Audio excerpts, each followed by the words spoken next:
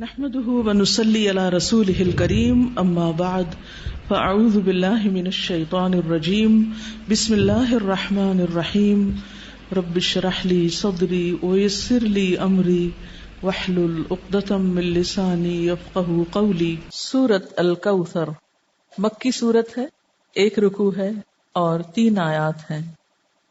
اس سورت کا دوسرا نام سورۃ النحر بھی ہے۔ اس کے شان نزول میں ایک روایت آتی ہے، دلائل النبوہ میں ہے کہ جس شخص کی اولاد یعنی بیٹا مر جائے تو عرب اس کو ابتر کہتے تھے۔ ابتر کہتے ہیں جڑ کٹے کو، کہ اس کی نسل ختم ہو گئی۔ جس وقت آپ کے صاحبزادے قاسم یا ابراہیم کا علیہ السلام بچپن میں ہی انتقال ہو گیا تو کفار مکہ نے آپ کو ابتر کہہ کے پکارنا شروع کر دیا یا طعنہ دینے لگے۔ ایسا کہنے والوں میں عاص بن وائل کا نام خاص طور پر ذکر کیا جاتا ہے۔ اس کے سامنے جب آپ کا ذکر کیا جاتا، آپ کی کوئی بات کی جاتی تو نفرت سے کہتا اس کی بات چھوڑ دو، یہ کچھ فکر کرنے کی چیز نہیں، کیونکہ وہ تو ابتر ہے، اس کو ختم ہونے دو، اس کا تو کوئی نام لینے والا بھی باقی نہیں رہے گا۔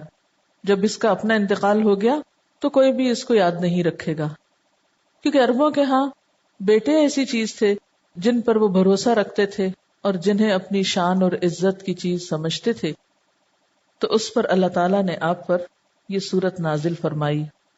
بسم اللہ الرحمن الرحیم، انا اعطیناک الکوثر، بے شک ہم نے آپ کو کوثر عطا کی۔ کوثر کا لفظ کاف سے رے سے ہے، کثرت کے معنی میں۔ اس کے کئی مفہوم بتائے گئے ہیں۔ ایک معنی تو اس کا خیر کثیر سے کیا گیا ہے کہ بہت کثرت سے ملنے والی خیر اور بھلائی، کیونکہ کوثر کے لفظ میں بھی مبالغہ پایا جاتا ہے، اس کا لفظی معنی ہی خیر کثیر بنتا ہے، تو بعض نے اس کو لفظی معنی میں لیا ہے۔ پھر اسی طرح اس سے مراد وہ نہر بھی لی گئی ہے جو جنت میں آپ کو عطا کی جائے گی۔ پھر اسی طرح اس سے مراد وہ حوض بھی ہے جس سے آپ اپنی امت کو پانی پلائیں گے۔ ابن کثیر نے کوثر سے مراد خیر کثیر ہی لیا ہے، کیونکہ خیر کثیر میں پھر ساری چیزیں آ جاتی ہیں، وہ جنت کی نہر بھی آ جاتی ہے، حوض کوثر بھی آ جاتا ہے، اور آپ کو جو فتوحات دنیا میں نصیب ہوئی، اسلام کا بول بالا ہوا، آپ کا مشن آپ کی زندگی میں مکمل ہوا، یہ تمام چیزیں اس ایک لفظ میں شامل ہو جاتی۔ گویا جتنی نعمتیں آپ کو ملیں ان سب کے لیے ایک جامع لفظ ہے کہ آپ کے دشمن آپ کے بارے میں جو بھی کہیں، لیکن ہم نے آپ کو خیر کثیر عطا کر دی ہے، وہ خیر کثیر جس کا سلسلہ دنیا سے شروع ہو کر آخرت تک جاتا ہے، یعنی صرف آخرت میں نہیں، دنیا میں بھی آپ کو خیر کثیر عطا ہوئی۔ اس کے بارے میں کچھ احادیث بھی ہیں۔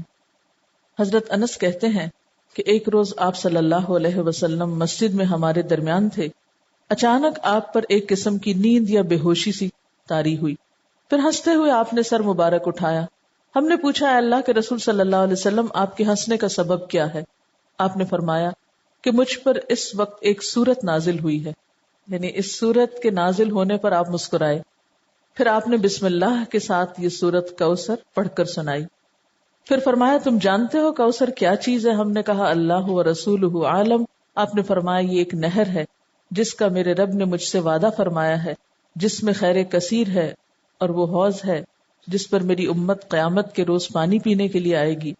اس کے پانی کے پینے کے برتن آسمان کے ستاروں کی تعداد میں ہوں گے۔ اس وقت بعض لوگوں کو فرشتے حوض سے ہٹا دیں گے تو میں کہوں گا، میرے پروردگار، یہ تو میری امت ہے۔ اللہ تعالیٰ فرمائے گا، آپ نہیں جانتے کہ ان لوگوں نے آپ